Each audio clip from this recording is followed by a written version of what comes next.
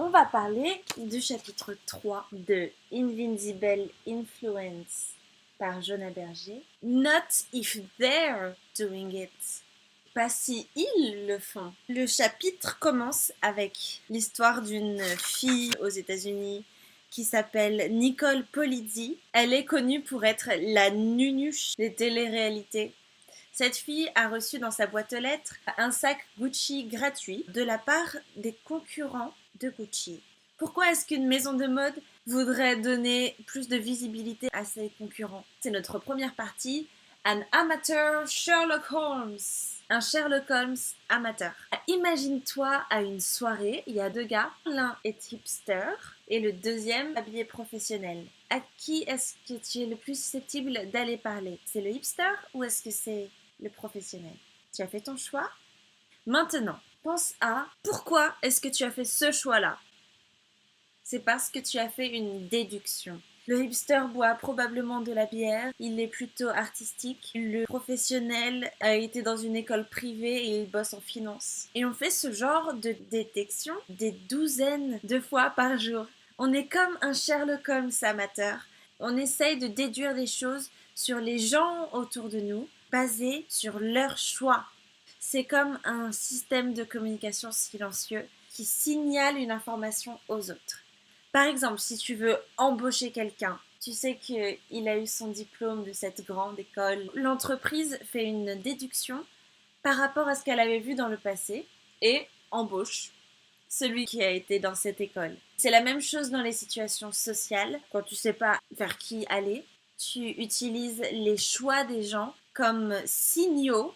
Donc, mot à retenir, le signal. Les choix des gens, ce sont les signaux sur qui ils sont et comment ils sont. Une veste de cette marque-là, c'est qu'il doit beaucoup aller dehors. Oh, il a un ordinateur Apple, il est créatif. Une recherche a même montré que si quelqu'un achetait la marque Häagen-Dazs pour les glaces, les autres étaient plus influencés à l'embaucher en tant que babysitter. Oui, ces déductions ont l'air un petit peu faux-folles, pas très fondées, mais elles sont très utiles et elles ont tout leur sens. Sans faire ces déductions-là, la vie serait très compliquée. Comment est-ce qu'on pourrait savoir à qui aller parler en soirée? Comment est-ce qu'on pourrait savoir lequel est le bon à embaucher? Les signaux, c'est comme un raccourci, une manière de simplifier la prise de décision. On utilise des caractéristiques observables comme les habits, la manière de parler, la manière de conduire, pour avoir un indice sur des caractéristiques non observables. Imagine si tu es dans la rue et un hipster prend ton téléphone. Tu as plus de chances de voir aussi tous les autres hipsters, peut-être pas voleurs, mais mal intentionnés. On ne fait pas seulement des déductions sur les autres, on fait aussi des choix basés sur avec qui ils sont en association. Professeur George Cohen a fait une étude, a demandé à des libéraux et conservateurs de voter pour une mesure sociale. C'était une mesure très généreuse. Les libéraux devraient avoir été pour et les conservateurs contre. Et c'est ce qui s'est passé. Mais professeur George Cohen ne s'est pas arrêté là. Il a décidé d'ajouter approuvé par 95% de la Maison des Républicains. Il l'a donné aux conservateurs. Et là, ils ont fait plus que de l'approuver. Ils l'ont carrément soutenu. Juste parce qu'ils pensaient que leur parti politique l'aimait. Ensuite, George Cohen, tu te doutes bien, a fait la même chose aux libéraux. Il leur a montré le même papier approuvé par 95% de la Maison des Républicains. Devine quoi? Il s'est passé exactement la même chose. Ils étaient totalement contre. Ils ont été juste influencés de la même manière. L'attitude des gens dépendait totalement de à qui cette nouvelle mesure était associée. Quand on leur demandait ce qui les avait influencés à voter de cette manière, ils n'ont jamais mentionné le parti. Where do signals come from? D'où les signaux viennent-ils? Tu veux être comme ces gens? Achète chez nous. Tu n'achètes pas un produit, tu achètes un ticket vers un nouveau style de vie et tout ce qui vient avec. Ça, c'est ce que les entreprises disent. Mais est-ce que les entreprises ont un contrôle total sur le signal que leur marque envoie? Honda, la marque de voiture, avait lancé une nouvelle voiture qu'ils appelaient The Element. ciblé aux 20 à 30 ans. Leur but, c'était d'y mettre leur kayak, vélo ou n'importe quel sport extrême. Sauf que The Element, la voiture, a attiré plutôt les parents, parce que c'est bien, il y a de la place à l'arrière pour les enfants, et les seniors, parce que c'était plus facile d'y entrer, c'était spacieux. The Element, la voiture, a totalement changé son signal. Au lieu d'avoir l'air cool et aventure, c'était plutôt familial et senior. Changement total de sujet. Au moment de copuler, la grenouille verte entend un autre mâle vers son territoire. Il ne peut pas voir la petite grenouille verte encore. La grenouille décide donc de bluffer. Elle fait un son avec des fréquences plus basses. Du coup, elle a l'air plus grande et plus forte. Elle bluffe et tout le monde bluffe. Mais quand trop de personnes bluffent, même si c'est pour des raisons fonctionnelles, comme pour la voiture de Element et les seniors qui aiment l'utiliser, eh bien la signification du signal change. Par exemple, il y a une marque de vêtements qui s'appelle Abercrombie & Fitch. Leurs vêtements étaient utilisés dans une série télé qui ne correspondait pas du tout à leur image. Donc ils ont même écrit un message à la direction de la série télé pour leur demander s'il vous plaît ne portez pas nos vêtements, portez une autre marque et en échange on vous donnera une compensation financière. Ce qui importe aux gens, c'est pas seulement si les autres ou combien d'autres font quelque chose, mais c'est aussi qui fait, qui sont les autres. Grande partie suivante, geeks wearing wristbands. J'ai un peu galéré à comprendre pourquoi c'était si important. Je vais en parler très rapidement. Bon, tu sais, les bracelets que tu peux acheter pour les associations, 1 € par bracelet, tu vois lesquels c'est? Eh bien, sur un campus, ils ont fait la vente de ces bracelets-là à tous les étudiants. Et en gros, ils sont aussi allés vendre les mêmes bracelets chez des geeks. Donc des gens qui n'ont pas l'air cool. C'était pour démontrer que une fois que les geeks commençaient à porter ce même bracelet, les autres ont arrêté parce qu'ils voulaient pas ressembler à un geek. C'est juste ça l'histoire des bracelets. Les gens changent leur attitude pour éviter d'être mal identifiés ou pour éviter de communiquer une identité non désirée. Bon, en anglais, il y a ce mot. C'est misidentification. Je vais aussi dire misidentification. Ça va? Tu t'accroches? Mal identifié? Ok. La misidentification coûte. Imagine cette personne qui adore un groupe de musique, donc a acheté son t-shirt. Mais le groupe qu'il aime devient de plus en plus connu. Alors tous les gens qui essayent de se mettre à la mode l'achètent. Du coup, la personne abandonne le t-shirt. Parlons de politique. C'est juste un exemple. Si tu confonds partie du PS avec quelqu'un du centre, bon. Si tu confonds quelqu'un du PS avec quelqu'un de droite, c'est pire. Si tu confonds avec quelqu'un de l'extrême droite, c'est horrible. Plus la dissimilarité est grande, plus le coût de la misidentification est élevé. C'est pareil pour l'âge, par exemple. Quand on a autour de 25 ans, on n'a pas envie d'avoir l'air d'avoir 30 ans, mais encore moins 35 ans. Quand tu as l'air trop jeune, tu loupes des promotions à ton job, t'es pas pris au sérieux. Si t'as l'air trop vieux, t'es plus invité aux soirées, t'es plus invité à aller jouer au foot. Dernier exemple, il y a un restaurant aux États-Unis qui proposait 2 steaks, un d'une largeur 12 et l'autre 8. Et celle de 8, il l'avait appelée Ladies Cut, coupé pour les dames. 95% des hommes choisissaient celui de 12 pour ne pas perdre leur masculinité. Alors que quand Ladies Cut, ils l'appelaient Chef's Cut, tout le monde choisissait celle du chef.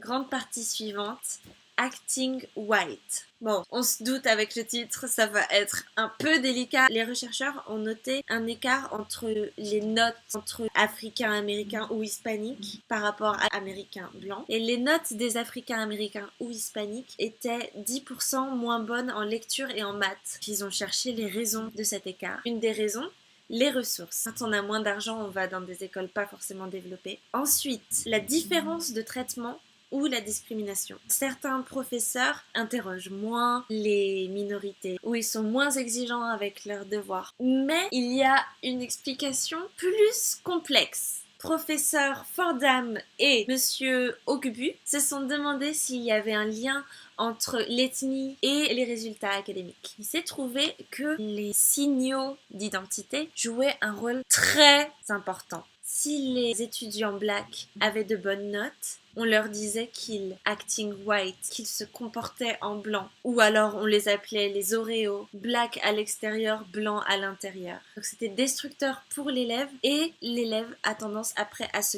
camoufler, à faire les clowns de la classe, à faire des bêtises en classe pour que les autres ne disent pas qu'ils essayent trop d'être blancs. Il y a aussi un lien entre les résultats à l'école et la popularité d'une personne. Et ça varie en fonction de la couleur. En gros, si tu étais blanc et que tu avais plein de 20 sur 20, tu étais plus populaire que si tu avais que des 16 et des 14. Les blacks et hispaniques qui avaient que des bonnes notes étaient moins populaires que leurs copains. Attention, la couleur de peau joue aussi un rôle. Ceux qui ont la peau un peu plus claire ont plus de crainte d'être perçus comme s'ils se comportaient en blanc, donc ils travaillent encore moins. C'est pas juste sur l'ethnicité. Par exemple, en sciences, en technologie, il n'y a pas beaucoup de femmes qui y sont. Le milieu signale Star Wars, jeux vidéo, et juste parce que c'est pas l'identité qu'on veut avoir, on n'y va pas. When people diverge, prochaine grande partie, ça veut dire quand les gens divergent. Bon, on a vu qu'on arrête de faire quelque chose quand les autres commencent à le faire. Mais pourtant, les criminels, ils mangent du pain.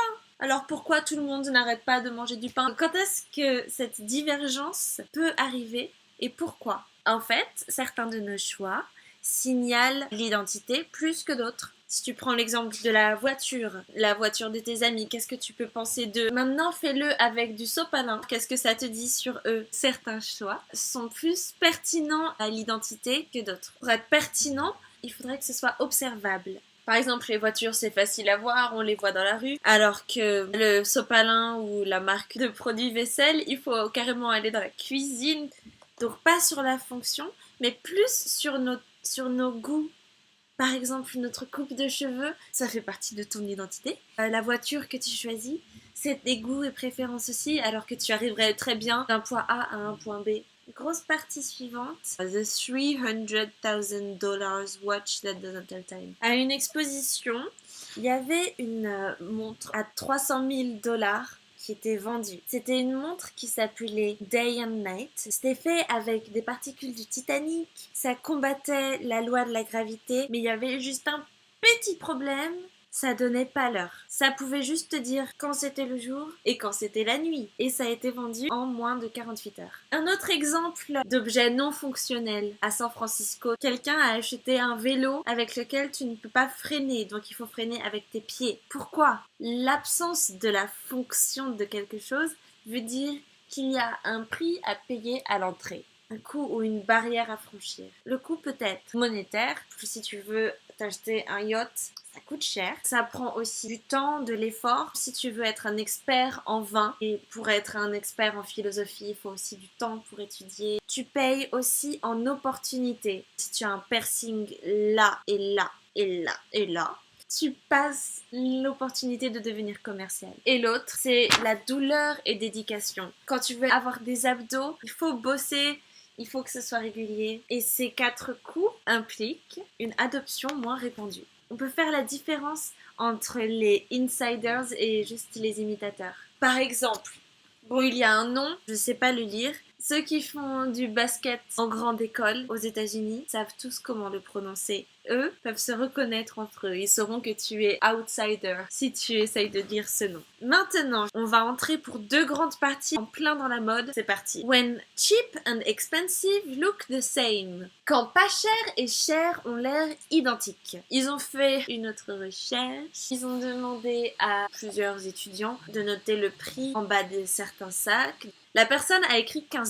Les signaux visibles facilitent l'identification. C'est pour ça que les marques utilisent des logos pour qu'on puisse les reconnaître. Professeur Morgan Ward et Jonah Berger lui-même ont analysé des tonnes de produits. Ils ont choisi la mode évidemment. Ils ont trouvé que en dessous de $50, 2 sur 10 sacs ont un logo. Donc c'est pas beaucoup et c'est pas une surprise. Entre 100 et $300, 9 produits sur 10 ont un logo. Mais Au-delà de 500 $, 3 sur 10 produits ont un logo. Mercedes, par exemple, sur leur voiture, à chaque fois que le prix augmente de 5000 $, l'emblème rétrécit. C'est pareil pour Gucci et pour Vuitton. Les signaux qui font pas trop de bruit coûtent plus cher. Est-ce que c'est juste parce que les riches n'aiment pas les logos ? Les signaux, quand ils sont lourds, quand le logo est très lourd, sont fastoches à identifier, mais c'est plus facile d'être copié par les outsiders.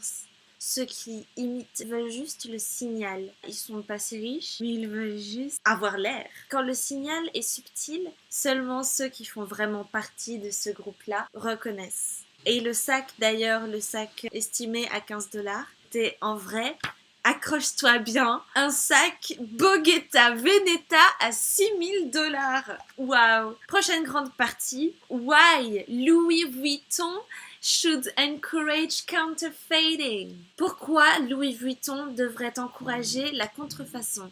Tout le monde essaye de se battre contre la contrefaçon parce qu'on perd des revenus et en plus Internet facilite trop la distribution. Donc il y a un océan de biens illégaux. 2 professeurs de droit se sont demandé si ça ne pouvait pas être une bonne chose, la contrefaçon. Et il s'est trouvé que oui, ça peut. C'est grâce aux signaux d'identité, comme le langage par exemple. Quand tes parents commencent à dire YOLO, YOLO, c'est le moment où tu arrêtes de le dire. Il se passe la même chose avec la contrefaçon.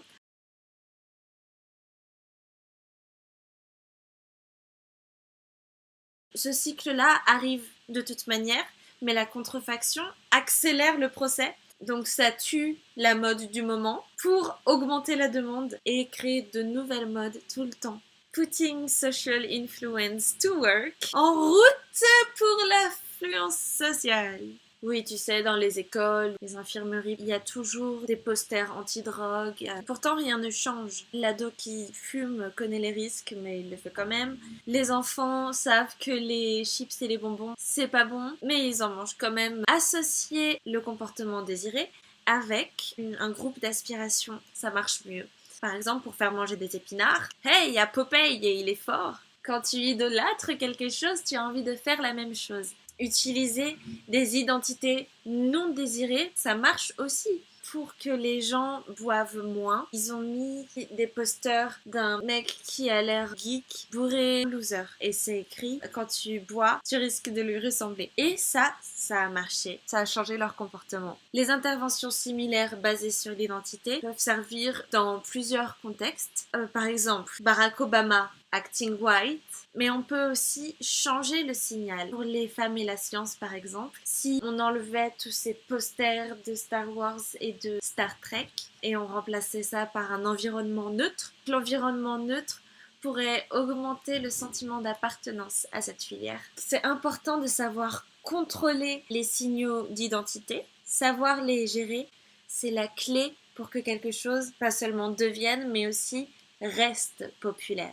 Par exemple, la marque Burberry avait eu un problème parce que c'était les hooligans qui portaient leur marque ou qui portaient un logo trop similaire. Du coup, la marque Burberry a décidé de cacher tous leurs signaux à l'intérieur du manteau. Et ça a marché, ils ont gardé leur statut de luxe. Une autre solution, c'est d'offrir plusieurs lignes. La marque Toyota, par exemple, avait créé une voiture Camry. Mais ça, c'est les familles qui l'ont adoptée. Pour pas que ça repousse les autres que les familles utilisent ce genre de voiture, Toyota a créé Lexus. Et Lexus, c'est plus luxurieux. C'est bien de donner une option aux gens de rester dans la catégorie Toyota, mais Toyota Luxe. Pour l'instant, on a vu l'imitation, la différenciation, et il y a aussi une troisième route, c'est de faire les deux en même temps, imitation et différenciation. C'est ce qu'on verra dans le chapitre suivant. Bye!